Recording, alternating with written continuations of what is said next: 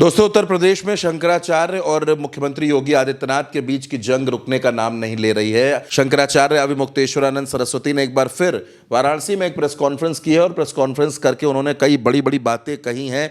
ऐलान ये कर दिया है कि 11 मार्च को वो लखनऊ कूच करेंगे। यानी अब ये जो लड़ाई है ये बड़ी होती जा रही है, ये रुक नहीं रही है। शंकराचार्य अविमुक्तेश्वरानंद सरस्वती ने अपनी प्रेस कॉन्फ्रेंस में कहा दोस्तों कि जो व्यक्ति विरक्त हो जाता है वो धर्म की शपथ लेकर कोई दूसरी शपथ स्वीकार नहीं कर सकता। योगी आदित्यनाथ ने विरक्त की शपथ लेने के बाद मुख्यमंत्री पद की शपथ ली और वेतनभोगी बन गए।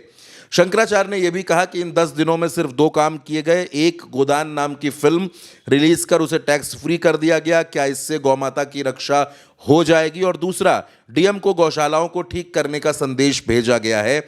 ये अप्रभावी है। लेकिन शंकराचार्य ये कह रहे हैं कि यदि कोई संत या धर्मगुरु योगी आदित्यनाथ के साथ खड़ा होना चाहता है तो उन्हें कोई आपत्ति नहीं है, लेकिन शास्त्र, सनातन धर्म और परंपरा से समझौता स्वीकार नहीं होगा।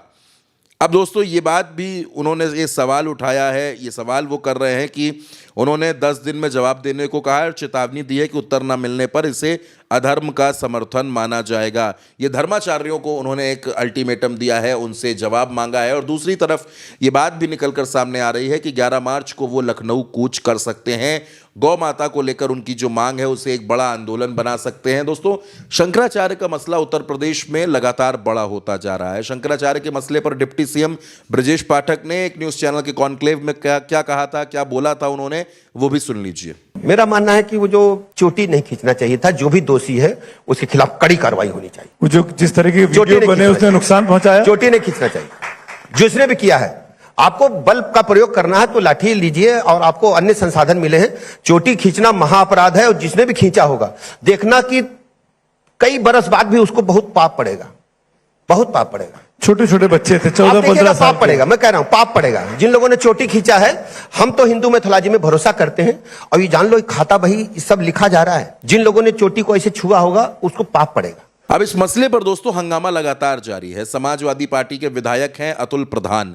अतुल प्रधान ने विधानसभा में भी यह मुद्दा उठाया और उन्होंने ये कहा कि शंकराचार्य के साथ जो अपमान हुआ वो पूरा देश देख रहा है। क्या कुछ अतुल प्रधान ने कहा है, अतुल प्रधान की भी बात सुनिए। हमारे मान्यता जिनकी है हिंदू समाज में, सनातन में, शंकराचार्य जी की, अविमुक्तेश्वरानंद जी की, उन्होंने कुंभ में इनकी दुर्दशा को उजागर कर दिया। समय हो गया है ना, दुर्दशा को उजागर कर दिया। लेकिन आज वो क्या, जल्दी से खत्म कर लीजिए। किया गया, शंकराचार्य को पीड़ित किया गया, उनके लोगों को मारा पीटा गया, यहाँ तक कि चोटी पकड़ कर खींचने का काम इस सरकार ने किया। धन्यवाद। 8 मिनट हो गए आपके। माननीय सुरभि जी, डॉक्टर सुरभि जी वहां पर धरना देके बैठे रहे, लेकिन माननीय डॉक्टर सरकार सुरभि जी क्यों नहीं रहेगी? और यहाँ पर मुख्यमंत्री जी धन्यवाद का सर्टिफिकेट बांट रहे थे। धन्यवाद। अगर सर्टिफिकेट आपसे कोई मांग ले तो आप कौन सा सर्टिफिकेट दे पाएंगे? धन्यवाद। धन्यवाद। मान्यवर दोस्तों, बात बिल्कुल साफ है। शंकराचार्य अविमुक्तेश्वरानंद सरस्वती ने सीधे सीधे अल्टीमेटम दे दिया है। वो गौ माता की बात कर रहे हैं, गौ माता की रक्षा की बात कर रहे हैं, गाय की रक्षा हो, कानून बने, ये तमाम मुद्दे उन्होंने उठा रखे हैं। आपको ये भी पता है कि माघ मेले से वो बिना स्नान किए प्रयागराज से वापस लौट गए थे, लेकिन उसके बाद से लगातार उन्होंने एक जंग छेड़ रखी है। वो लगातार एक ही बात कह रहे हैं कि हम गौ माता की रक्षा की लड़ाई लड़ते रहेंगे, हमारी बात नहीं सुनी जा रही है और हम अपनी बात को लगातार सरकार के कानों तक पहुंचाते रहेंगे। इसके बाद दोस्तों उन्होंने प्रधानमंत्री नरेंद्र मोदी को लेकर और मुख्यमंत्री योगी आदित्यनाथ को लेकर भी बहुत सी बातें कही थी।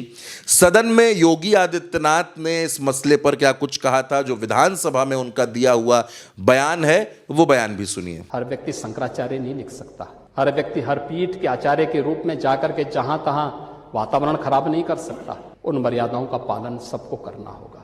और अगर वो शंकराचार्य थे तो क्यों आप लोगों ने लाठीचार्ज किया था वाराणसी में? क्यों एफआईआर लॉन्च किया था? आप नैतिकता की बात करते हैं।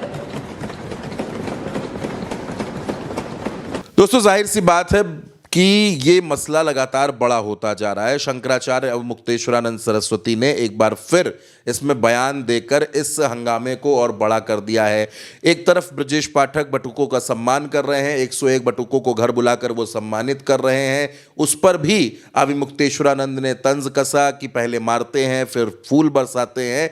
इस तरह का तंज भी उनका सामने आया है। यानी ये जो मसला है, शंकराचार्य के अपमान का मसला हो, बटुकों के साथ जो व्यवहार हुआ, या फिर गाय को लेकर शंकराचार्य की जो मांग है, जिस मांग पर वो लगातार अड़े हुए हैं, अपनी मांग कर रहे हैं, धर्माचार्यों को उन्होंने चिट्ठी लिखी है, 10 दिनों में अपनी स्थिति, अपना जवाब स्पष्ट करने को कहा है। और दूसरी तरफ 11 मार्च से उन्होंने लखनऊ कूच करने का जो ऐलान किया है, ये साफ तौर पर दिखाता है कि ये मसला हाल फिलहाल थमने वाला नहीं है दोस्तों।